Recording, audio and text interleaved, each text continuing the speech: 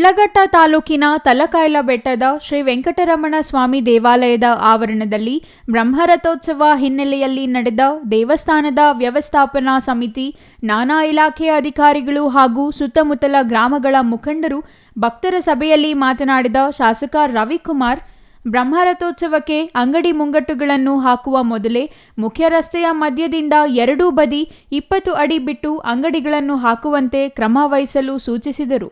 ದನಗಳ ಜಾತ್ರೆ ಹಾಗೂ ವಾಹನಗಳ ಪಾರ್ಕಿಂಗ್ ಶುಲ್ಕ ವಸೂಲಿ ಮಾಡುವವರು ಹೆಚ್ಚು ಶುಲ್ಕ ವಸೂಲಿ ಮಾಡದಂತೆ, ಬರುವ ಭಕ್ತರಿಗೆ ಶುಲ್ಕದ ಹೊರೆ ಆಗದಂತೆ ಸಂಬಂಧಿಸಿದ ಅಧಿಕಾರಿಗಳು ಮುಂಜಾಗ್ರತೆ ವಹಿಸಬೇಕೆಂದರು. ದೇವಾಲಯ ಪವಿತ್ರವಾಗಿದ್ದು, ದೇವಾಲಯದ ಅಭಿವೃದ್ಧಿಗೆ ಸರ್ಕಾರದಿಂದ ಸಿಗುವ ಸವಲತ್ತಿನ ಜೊತೆಗೆ ವೈಯಕ್ತಿಕವಾಗಿಯೂ ಶ್ರಮಿಸುತ್ತೇನೆ. ದೇವಾಲಯದ ಅಭಿವೃದ್ಧಿಗೆ ಎಲ್ಲರೂ ಕೈಜೋಡಿಸಬೇಕೆಂದು ಮನವಿ ಮಾಡಿದರು. ತಹಸೀಲ್ದಾರ್ ಬಿಎನ್ ಸ್ವಾಮಿ ಮಾತನಾಡಿ, ಬ್ರಹ್ಮರಥೋತ್ಸವಕ್ಕೆ ಆಗಮಿಸುವ ಎಲ್ಲ ಭಕ್ತರಿಗೂ ಅಗತ್ಯ ಕುಡಿಯುವ ನೀರು, ಇನ್ನಿತರೆ ಮೂಲ ಸೌಕರ್ಯ ಕಲ್ಪಿಸಲು ತಾಲೂಕು ಆಡಳಿತ ಬದ್ಧವಾಗಿದೆ ಎಂದರು.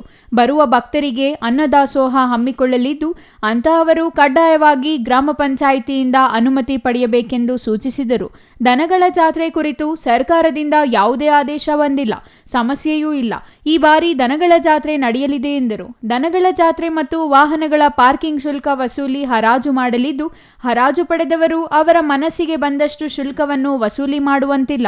ದನಗಳ ಜಾತ್ರೆಗಾಗಲಿ ಪ್ರತಿ ವಿಧವಾದ ಅಂಗಡಿಗೂ ಇಂತಿಷ್ಟೇ ಶುಲ್ಕ ವಸೂಲಿ ಮಾಡಲು ನಿಗದಿಪಡಿಸಿದ್ದು, ಅದನ್ನು ಮೀರಿ ಹೆಚ್ಚಿನ ಶುಲ್ಕ ವಸೂಲಿ ಮಾಡುವಂತಿಲ್ಲ ಎಂದರು.